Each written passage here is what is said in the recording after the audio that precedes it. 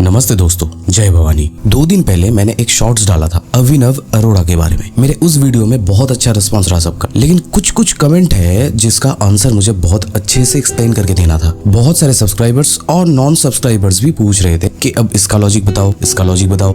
इस बच्चे की वीडियो देखते ही कुछ लोग कहते हैं कि इसके आवाज में ही स्कैम है, तो कोई कहता है गोलू बेटा मस्ती नहीं, स्कूल जाओ। आखिर इतना ज्यादा हेट इस बच्चे को मिल क्यों रहा है? तो आज मैं कुछ पॉइंट लेके आया हूँ जिसको आप थोड़ा एक्सप्लेनेशन भी कह सकते हो। लेकिन वीडियो शुरू करने से पहले मैं ये बताना चाहूंगा, एक बच्चे के लाइफ में जो भी मेजर चेंजेस आता है वो सिर्फ और सिर्फ अपने पेरेंट्स के लिए आता है। इसके बारे में मैं आगे भी बात करूंगा। हर वीडियो या पॉडकास्ट में इस बच्चे का एक पॉइंट, सबसे पहला पॉइंट जिससे मैं कभी भी सहमत नहीं था, ना कि हूँ। ये बच्चा कहता है कि अगर आपका भक्ति 50 साल पे आ रहा है तो वो भक्ति नहीं है। भक्ति आपको बहुत पहले से करना चाहिए। यदि आप 50 साल की उम्र में भक्ति करने लगे हो तो भक्ति नहीं है। यदि आप 50 साल की उम्र में ये क्या बात हुई भाई? जो बच्चा चिकन खाता था वो भी तो आज धर्म के मार्ग में आया है। झाड़ू लगाती है, पोछा लगाती है, खाना बनाती है गरम गरम। खुद नॉनवेज नहीं खाती लेकिन मेरे लिए चिकन बनाती है। ऐसे बहुत सारे जगह पे बहुत बार हो चुका है कि पहले मांस, मदिरा, मछली सब खाता था, लेकिन बाद में श्री जी के शरण में आ गए। और हमारे प्रेमानंद महाराज जी भी कहते हैं,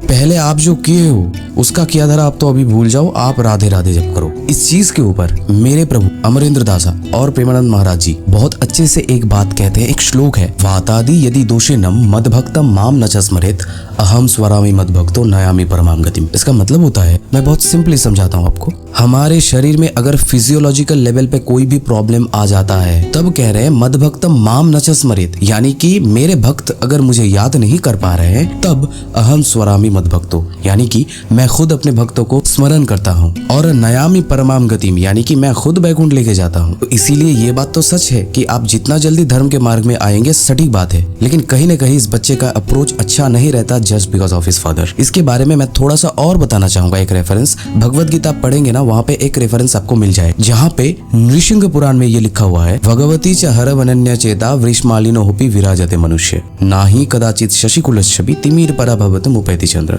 इसका मतलब होता है जो चंद्रमा होता है ना, उसका कलंक भी है और किरण भी है, लेकिन चंद्रमा का कलंक जैसे किरण को ढक नहीं सकता, वैसे ही आपका पाप आपका पुण्य को ढक नहीं सकता। यानी कि ठाकुर जी कह रहे हैं, इट्स नेवर टू लेट, आप कभी भी करो, लेकिन आओ मेरे शरण में। और जब भी आप आते हो शरण में, हम आपके हुए। पॉइंट नंबर 2, इस बच्चे का बहुत सारा वीडियो में मैंने देखा, ये कह रहा है कि अगर आप मुझसे फोटो खिंचा रहे हैं तो मतलब आप ठाकुर जी से फोटो खिंचा रहे हैं। ये क्या बात हुई भाई? का कोई भ्रम नहीं है कि लोग मेरे साथ फोटो खिंचवा रही हैं।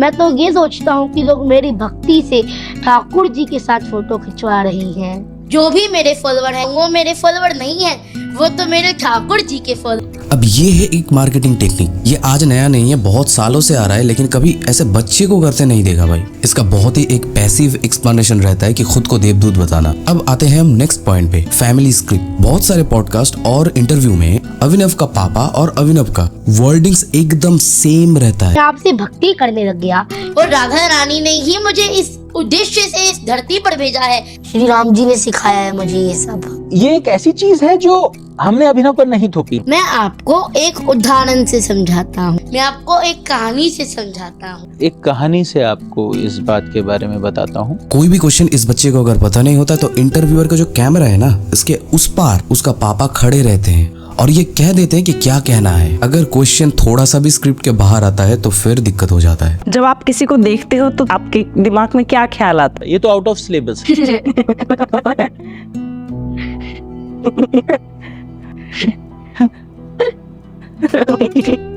बताइए। ये तो आउट ऑफ सिलेबस है। तो आप परेशान नहीं हो जाते?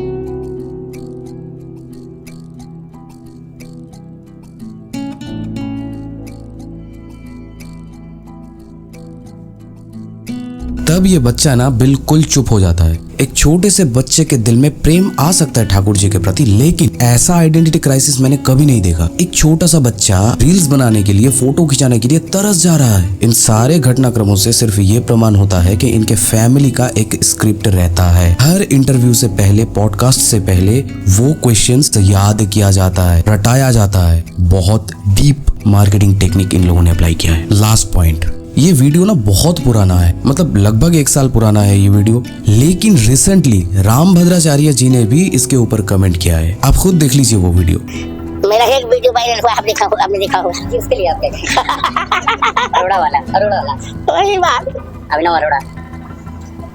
इतना मूर्ख लड़का है वो कहता है कि कृष्ण उसके साथ पढ़ता, उसके साथ से बोलेगा मैंने नहीं, भगवान के उसके साथ पढ़ेंगे। कई सारे लोगों को क्वेश्चंस रहता है कि रामभद्राचार्य जी ने कैसे भाप लिया। बहुत सारे लोगों को ये क्वेश्चंस रहता है रामभद्राचार्य जी तो अंधे हैं। कमेंट्स आ रहे हैं मुझे ऐसे, उनको कैसे पता चला कि रील्स बना रहे हैं, क्या कर रहा है बच्चा। तो गुरु जी ने ये गलत किया। उनको मैं सिर्फ ये बताना चाहूंगा कि इसी चैनल में मेरा एक शॉर्ट्स में मैंने इसका एक्सप्लेनेशन दिया है, आप जाके वो शॉर्ट्स देख लीजिए। 1 मिनट के अंदर आपको अच्छे से समझ आ जाएगा। अब आते हैं फाइनल कंक्लूजन पे। क्या इस बच्चे का बहुत बड़ा गलती है? जी नहीं, बच्चे का गलती नहीं। इसके बारे में मैं पहले बात कर रहा था। एक बच्चे के लाइफ में अगर मेजर प्रॉब्लम होता है तो वो सिर्फ और सिर्फ पेरेंट्स के लिए होता है। एक बच्चे के लाइफ में अगर कोई नैतिक प्रॉब्लम आए तो वो सिर्फ और सिर्फ परवरिश के लिए होगा। उस बच्चे को उकसाया जा रहा है कि ये तुम्हारा लाइफ है, इससे हमारा पेट चलेगा, तो वो बच्चा भी क्या करेगा? अगर उस बच्चे की जगह आप भी होते ना तो आप भी ये करते, क्योंकि आप अपने माता पिता की सुनोगे। धर्म के हिसाब से वो बच्चा गलत नहीं कर रहा। अभिनव ने अभी दुनिया भी नहीं देखा, उसे सिर्फ इतना पता है कि मैं अपने मम्मी पापा को फॉलो करूंगा तो मैं घर पे अच्छा बच्चा बन के रहूंगा। तो हमारा इंडिया का जो जनता है ना बहुत ही वार्म हार्टेड है, बहुत ही इमोशनल है। अभिनव के परिवार में अगर कोई भी ये वीडियो देख रहा है तो मेरा सिर्फ एक विनती रहेगा, आप माफी मांग लीजिए। पूरे हिंदुस्तान से अगर एक बार आप माफी मांग लेते हो ना तो मुझे जहां तक लगता है कि बच्चे को तो सब माफ कर देंगे। और रही बात उसके पेरेंट्स की, तो मेरा सिर्फ इतना विनती रहेगा सर, आपको पता भी नहीं होगा सर इस बच्चे को कितना हेट मिल रहा है दुनिया से। आप लोग प्लीज इस बाबा कल्चर से बाहर निकलिए और इस बच्चे को अपने लाइफ बिल्ड करने में हेल्प कीजिए सर। जैसे कि हम सब जानते हैं कि अभिनव स्कूल में भी पढ़ता है और ये सारा ट्रोल्स एंड ट्रॉमा जो है ना ये सोशल मीडिया तक है अभी, लेकिन रियली अगर ये ट्रॉमा सोशल लाइफ में आ गया ना तो वो किसी भी बच्चे का बचपना छीन सकता है सर। आज के लिए बस इतना ही, मिलेंगे अगली वीडियो पे।